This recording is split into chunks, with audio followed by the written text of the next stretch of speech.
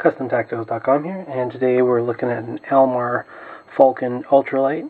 This is one of the more classic Almar designs.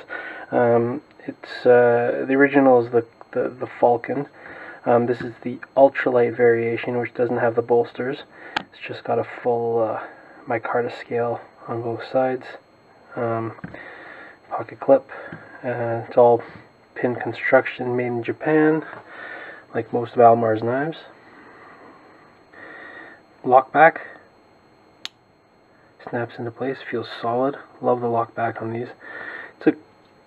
It's a fantastic design. It's just a great utility knife. Very thin blade, saber ground with a swedge. AUS 8 steel, I believe. Yeah, AUS 8 steel.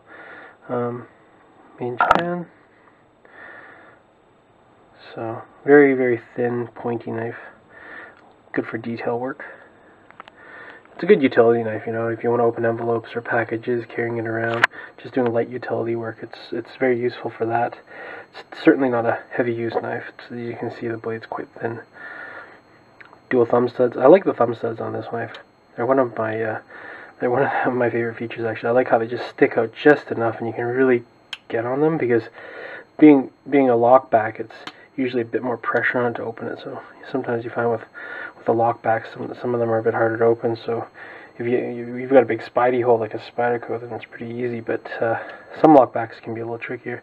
But I really like how this it's just really great thumb stud.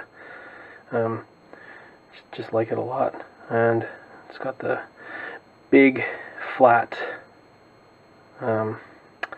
peened sort of pivot here where you can't adjust it, but it doesn't really need adjusting. It's a very well made knife.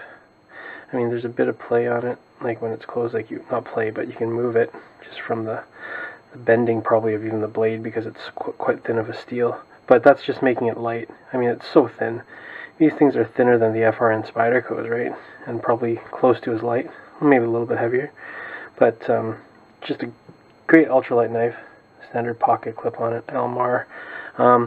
I noticed though that most of the ones I looked at, this one has got a little bit of age on it, but most of the current ones I looked at, the pocket clip, the thumb stud don't look like this. They actually have a hashed thumb stud. So I'm not sure if because this is an older vintage or what it is, but slightly different version. Some change occurred at some point in production, unless this is the newer one. But I'm quite sure that this has some age on it. I haven't seen any of the new ones like out of a store recently, but all the pictures online have shown the different thumb stud. So just in case you're looking for this thumb stud, because I've been talking about it, you might not see it.